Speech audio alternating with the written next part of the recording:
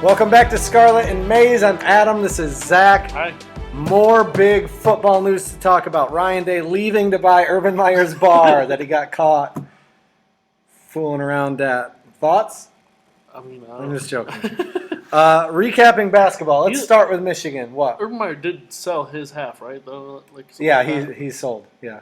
I'm just joking about Ryan Day. Yeah. Leaving Ohio State to purchase. Anyways. To leaving Ohio State to purchase a bar in Columbus, Yeah. Yeah, makes sense. Michigan at Penn State. They came away with a 1-point win. Wow. Then they friggin' destroyed Purdue 82-58. I forgot they were playing, turned it on, and was like, what is going on? I didn't want to watch the game, and then I did, and I was like cackling at the end. And then there was a game against Ohio State. But we're going to start with Penn State. Penn State has this crazy ability to make games disgusting and gross. Yeah. At this point for Michigan, a win is a win, and I'm not going to complain Right. about a win. Hunter Dickinson had 19 points, 15 rebounds, 4 blocks, but he was super uncharacteristically inefficient. He was 6 for 20 on field goals. Unsung hero was Eli Brooks going 7 of 8 from the line. Wow. Moving on, I saw a tweet. What? I mean, just Penn State clearly, as not great as they are, especially at home, can handle some good teams. And Yeah, I mean, they just beat Michigan State. And Michigan's not a good team, and Michigan was able to beat Penn State on the road. It's a big win because it's a win Yeah. for Michigan. Yeah, especially a team that's not in the top. Like if you lose to a team that's not in the top there, it's going to hurt the resume. Yeah. I saw a tweet, I think, before the Purdue game that said Michigan either shoots 66% from 3 or 16% from 3, and there's no in between. So Michigan went 12 for 21 from 3. It's 57%. So there technically is an in between against Purdue, and obviously blew them out. But the amazing stat to me is the 16 bench points. Oh, I thought you were So I Michigan's. thought you were going to say they shot 16% against Ohio State. That's close. Michigan scored 82 points against Purdue, right? They went 32 of 62, 6 of 7 from the line. Okay, so 32 made shots, 6 made free throws. Guess how many points came from the Michigan bench? How many? Guess. Wait, say it all again. 32 made baskets, 6 made free throws. How many came from the bench? I have no idea. 2 points. Wow. Brandon Johns made 1 shot, and the whole bench combined went 1 of 10.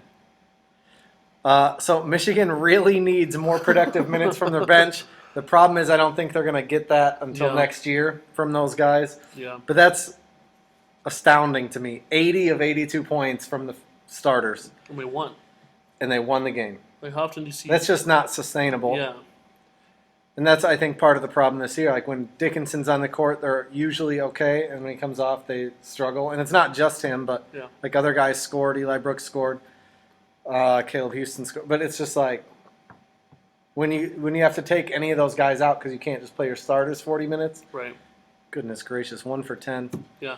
It's like in 2K when you turn fatigue off and only play your starters the whole game. Yeah. Ohio State lost at Rutgers by 2. Yeah. And then beat Michigan. We'll get to it. And then also beat Minnesota, holding them to 45 points, 70-45. Yeah. So the Rutgers game was, that was a tough loss. It was such a good game. It was close the whole game, back and forth, back and forth. About halfway through the second half, I was thinking, I don't think there's been a bigger lead than 4. And then, of course, Ohio State gets a 5-point lead moments later, and they pop up on the screen. It says, largest lead of the game by either team. And I was like, wow, that's crazy. That's wild. It was like, was less than 9 minutes ago when that happened. And tons of ties, tons of lead changes. Then it was just under 4 minutes ago. Ohio State had their biggest lead of the game, 8 points. They had the ball going down the court, and I said, you need a bucket here. Put them away. Get a dagger. Go get a double-digit lead late. And they didn't get the dagger there. They didn't make another basket the rest of the game. Rutgers went on a 10-0 run, and you said, I didn't realize this. Geo Baker had 8 of those points and the assist on the other basket. And Buckeyes just could not buy a bucket. Couldn't buy anything. Last 3:48 was a 10-0 run. to win by 2 for Rutgers. Yeah, that was tough. That's crazy. So you want me to talk about the Minnesota game? Yeah, Minnesota, then we'll go Michigan. Okay, so Ohio State really struggled in the first half against Minnesota. They had the least amount of points they've had in a half all season. Minnesota was in a zone and was double teaming Liddell every time he touched the ball, and the Buckeyes were really flustered, turning the ball over a lot, and could not get the offense going at all. Only I think 23 at halftime, and they were losing at halftime. But then they just really figured it out in the second half. Really got it going. Minnesota also doesn't have the depth to play a whole game that well, and they put up 47 in the second half, and Liddell started passing the ball out of those double teams really well, and then even got his own buckets. He only had 4 points in the first half, ended with 16, and he hit a couple deep threes that were really nice that helped him pad his stats a little bit when they were up. But other than that, he had a tough go of it scoring, but he was contributing in other ways like he does. And so after the tough first half, like I said, they put up 47 points in the second half, which would have been enough to just beat Minnesota in general. Yeah. They could have scored 0 points in the first half and had really their lowest scoring half of the season and still would have won because the Golden Gophers had 45 the whole game. Wild. Minnesota, that's one of the – I have 2 takeaways. Ohio State scored 47 in the second half. Minnesota scored 45 for the game on 30% shooting. Yeah. And then Minnesota had 13 turnovers and 16 made shots. Wow. That's rough. Yeah. Well, and I'm curious what it was second half. How many of those turnovers – because they were turning the ball over a lot in the second half. Not good. Yeah. Michigan, Ohio State. I'll let you go first. Yeah, I mean, I think Liddell showed why he should be getting more love for Big Ten Play of the Year and being All-American. He balled out, and I thought it was a good game for the most part. I mean, it's close till the last couple minutes. Yeah, the first half was back and forth the whole half, and then Ohio State had a slight lead most of the second half, but then stretched out a little bit towards the end. But yeah, I thought it was a good game. Ohio State hasn't played well on the road in the Big Ten, and so it was good. It was good to get a win on the road. Yeah. Michigan shot 41% overall, 23.5% from 3. Michigan had been playing well, so hopefully this is just the result of it being the third game in 5 days and having tired legs and not just Michigan reverting back to being terrible. I don't want to talk about it too much because I don't think it was the factor in the game. You know where I'm going. But yet again, it was a factor. We both of us thought the officiating was bad. We don't see eye to eye on exactly how the officiating was bad. But you think it was bad as far as it was skewed more towards helping Ohio State? I think it was just inconsistent like it is all the time. I do think it's inconsistent, especially in the Big Ten, across basketball, across football. But E.J. Liddell did whatever he wanted in this game, and I'm not just talking about making whatever shot he took, which he did. But one of the first plays of the game, maybe the first play, I don't remember specifically, but Hunter Dickinson got called for a charge for backing down Kyle Young.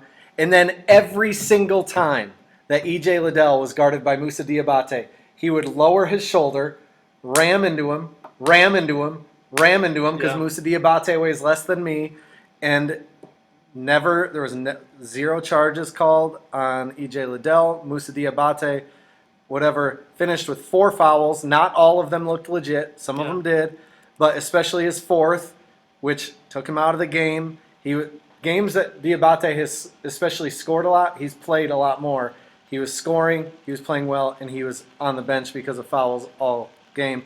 Hunter Dickinson finished with 4. E.J. Liddell finished with 2. I wonder if you can contribute the calling an offensive foul on Kyle Young, who's a super senior, on Dickinson. Kyle Young's defending him.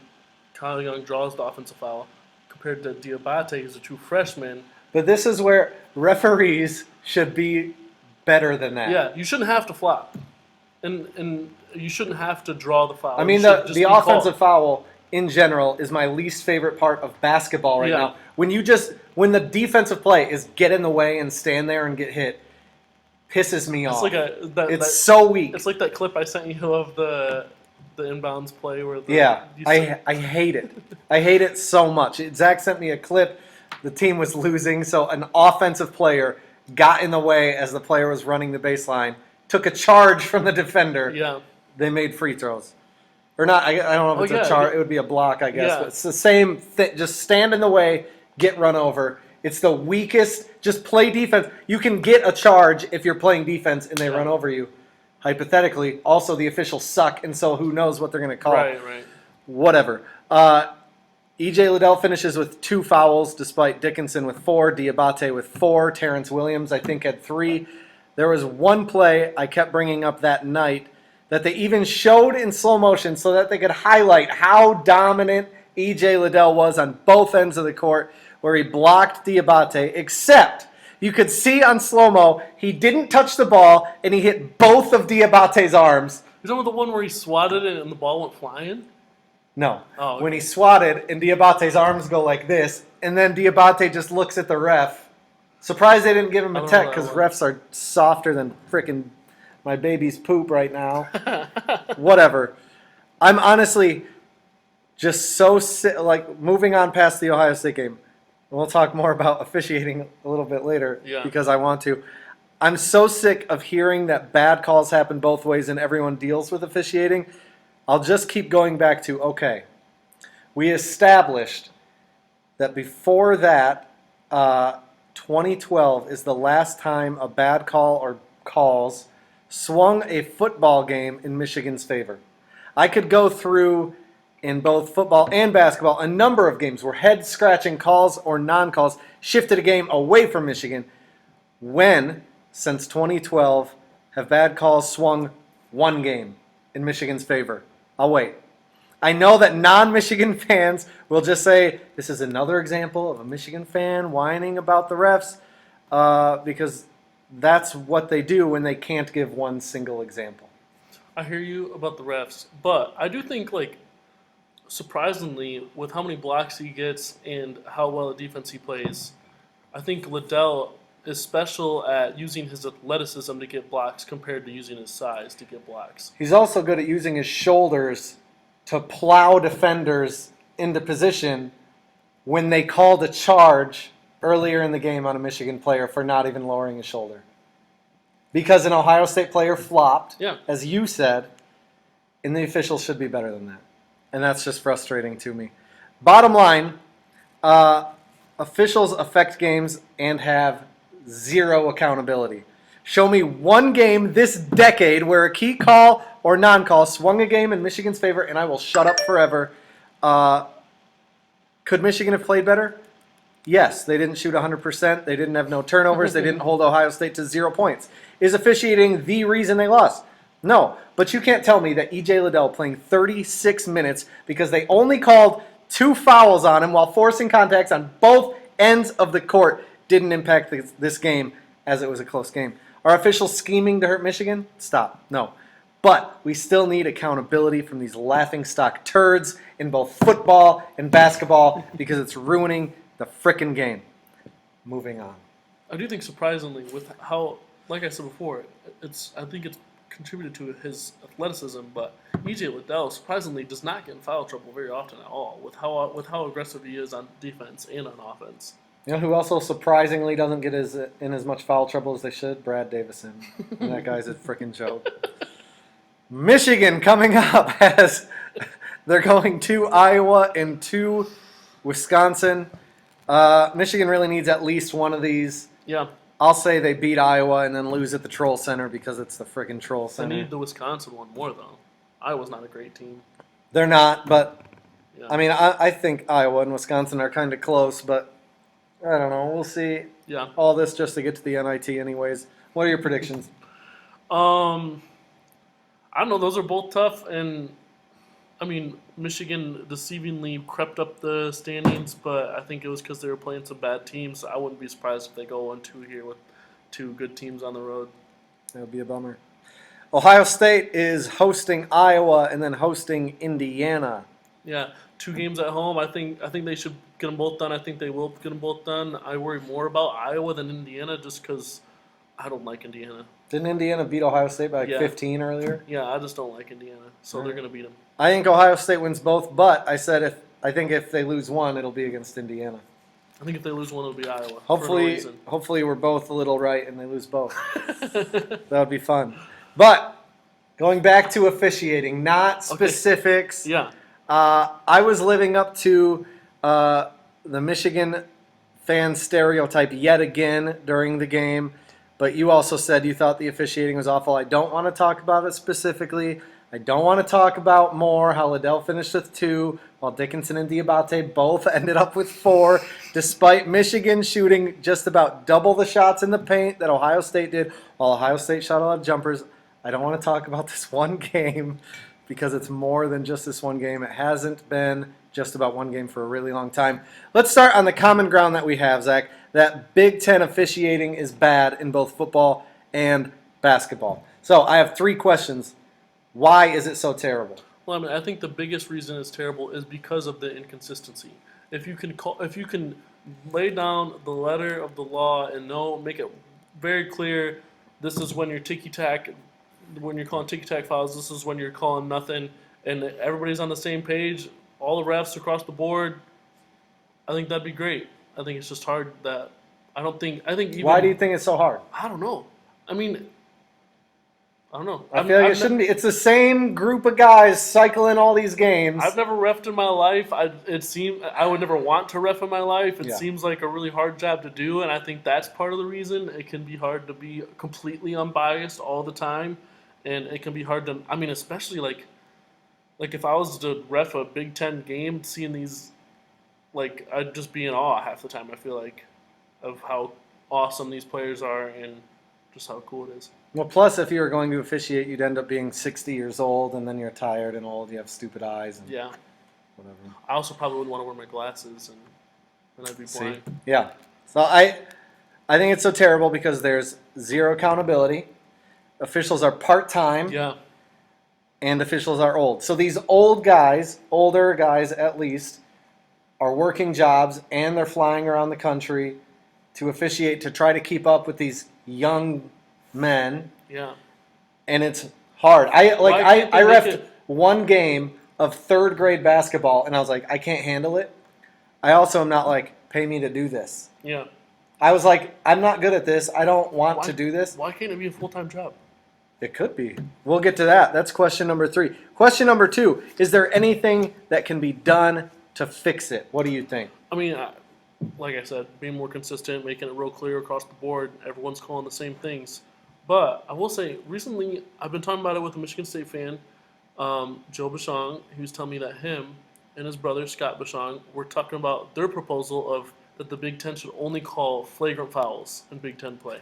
That's all I should That's a call. Michigan State answer right there, because they wear football pads in practice and whatever. I just thought it was funny. I had to give him a shout out because we were talking about it recently. He's the godfather to my child. Yeah. But I think that's stupid. He's the dad to my girlfriend. There you go. I think they need to hire younger guys, or at least a mix of younger guys. So you can't have all 50, 60-year-old guys on the same crew. Yeah. You need to mix it up so some of the guys are younger, more energy, whatever. Mix them in with the geezers. Have them answer questions from reporters after the game to help them help hold them accountable. Yeah. But if you're going to do that, I think you need to pay them enough to make them full-time and put in the contract you're not allowed to have other work. Like, part of the reason you're doing this is so that their energy is spent on this. Review the rules, review the tape, see where you messed up, whatever. And that'll help attract better people for the job. If you're paying enough to make them full-time, you'll get better guys, younger guys, keep them working for you. Part of the problem with football, I guess, is that the Big Ten refs kept getting hired by the NFL, the good ones, and then we're left with these retread Ohio freaking guys that ended up in the game in 2016, like legit. But to be fair, let them not be as tired, especially the older guys. Let them spend their time focusing on this so that it's better. Yeah. What? To be fair about your Ohio point, there's a lot of football in Ohio. There's a lot of football. Yeah, there's not football across the country. I mean, there's more. I mean, just like the whole state. My problem isn't guys from Ohio. My problem is the guys from Ohio that were not allowed to work the game. Yeah. Some got fired from the Big Ten and then rehired and somehow allowed to work that game. This year, one of those guys was on the crew again, and it wasn't an issue, obviously. But 2016 was a different story. I don't think so. Why aren't these things seemingly being addressed? Money. That's it. Yeah. So this convo is worthless because things won't change because we keep watching. Well, yeah, that's hard. That's a good point. But yeah, it just seems like they could. The money's there. The sport brings in so much money. Yeah. Like, But that it's either their money or they spend it on something that they don't think needs to be fixed because people keep watching, which causes more money to come in. yeah. I don't know. Let's protest it. Let's not watch. Maybe it's just me getting older. I'm getting more and more pissed and more willing to not watch every game because of the officiating. Yeah. I watched the Ohio State-Michigan football game with the remote right nearby in case the officiating got out of hand again because that official. Yeah. I mean, it's just, and I would never miss the game. I just almost willingly did. And the refs were horrible that game. Yeah. In Michigan's favor. Missed all the holding calls, you know. Yeah, see, there's my example, and now I can't complain anymore. I'm just joking. I'm going to complain until I die because there are no examples. Yeah. Anyways, it just sucks. It sucks that it's all about money and it's not about the sport. the love of the game. The love of the game. Yeah. Zach, I'll let you go first. Any Big Ten thoughts? I mean, I feel like we said it came down to that game last week, the Illinois-Purdue game, and then Purdue stomped them, but then got stomped by Michigan and opened things wide open again. I think it's that the run for the regular season championship game still very much so wide open with not a lot of games left. I think even Rutgers is on a roll right now. Mm-hmm. They've got a win streak going, and they've got a few more games against teams at the top of the standings. They could make some movements. I think there's really 6 teams right now, not really counting Rutgers, 5 teams that could win the Big Ten. Yeah. My only thought is Michigan State beat. It's more of an observation. Yeah. They beat Headless Maryland by 2 and then lost 3 of the next 4, including by 21 to Rutgers and then to Penn State. Their remaining schedule is this. Hold on to your butt, Zach. Yeah, maybe not count Michigan State either. There's 4 teams that could win the Big Ten. They host number 12 Illinois, then go to Iowa, then host number 5 Purdue, then go to Michigan, then they go to number 18 Ohio State, and then they finish the season hosting Maryland. So of those 6 games, Illinois at Iowa, Purdue at Michigan, at Ohio State, against Maryland, how many do you think they win? Say it again? Yeah. Let me put it in front of me. Right here. So they host Illinois, then go to Iowa, then host Purdue, then at Michigan, at Ohio State, against Maryland. I don't know if they go 500. I think they go 2-4. Yeah. I think they can win. I think that they're going to win 2 of Iowa, Michigan, or Maryland. And that's all with the way things are trending with Michigan State right now, with them coming off of a bad loss against Penn State, getting whooped by Rutgers. I mean, part of that was the schedule. They have a little tough end to the season, but yeah, but I mean, they always could build that momentum back up and win some more games. I mean, last year they won out of nowhere. But what do you think is more likely, 4-2 or 0-6? Ooh, let me look at it again. Mm-hmm. They won't go 0-6. What do you think is more likely? Do you think they're going to get 4? I mean, that's fine if you pick 4-2. What do you think is more likely, 4-2 or 0-6? 4-2. I disagree. I really agree. I mean, I think Michigan's winnable, obviously. Maryland, obviously. What was the other one I thought was really winnable? Iowa is tough, but still winnable. It's winnable, but you would have thought they would have beat Rutgers. You thought they would have beat Penn State. Yeah, but yeah. I agree with that. But I still think it's more likely that they win 4 of them than they win, especially with Tom Izzo coaching. Let's bet lunch on it. If they go 4-2, I'll buy you lunch. If they go 0-6, you buy me lunch. If it's anything else, nothing. Cool. Deal. My thumb hurts. Yeah. Man. I tore whatever. I obviously don't know what seed Michigan State is going to be in the tournament, but they're not winning more than a game. And I'll double down on my preseason prediction that Izzo retires after this season or after next season. Well, he's losing his mind. You're gonna double down on your Nebraska. Nebraska's winning the Big Ten tournament, baby. They're making it. let's transition to tweet of the week. This is from Brendan Quinn of The Athletic. We should bring up my hot takes again. What were they? I don't remember. I know. EJ Liddell, being in the Big Ten Player of the Year conversation was one of them for sure. That one is right so far, so we'll just talk about that one. Just that one. He's good. He's really good. And you didn't believe me. You kind of believe me. Yeah, I said I wish he was on Michigan because he's really good. But he's like, you didn't realize he's really good. He's doing better than I thought, and I thought he was going to do good. None of what he does surprises me. Yeah. To be honest, I knew he was a baller coming in the season. Which I should. I'm an Ohio State fan. I should know he was a baller. It's all right. I thought Michigan was going to be really good. From Brendan Quinn of The Athletic. So this is connected to my preseason prediction that Izzo retires either this offseason or next. From Brendan Quinn of The Athletic, reacting to Tom Izzo not letting any players talk to the media after their first loss, or after their loss to Penn State. He says, really is wild. Consider some of the times Izzo made players speak. After other bad losses, after suspensions, after off-court trouble, when the Nassar scandal rocked campus, when Miles Bridges was named in the Yahoo report, etc. No hiding. Pretty stunning to lock it down tonight. They were 17-4 before they just lost 3-4, and people were excited about them. It's just pretty crazy. I kept seeing Michigan State fans say Michigan was in shambles after the reigning college football national coach of the year, who just won the Big Ten and made the playoff, came back to Michigan. But whatever. There's definitely nothing to see here. There's an argument that they're in shambles. They're in shambles they because lost both their coordinators. Okay. There's nothing to see here with Izzo treating his current basketball team losing like any number of his players that got in trouble for, we'll just say, off-court problems in case any kids are watching. He just has them living in his basement away from media scrutiny. Really, I wonder if all of this just means he'll be conflicted about Steven Izzo naming his first kid after Joey Hauser or someone with serious legal allegations. Hauser's hilarious. Tweet of the week?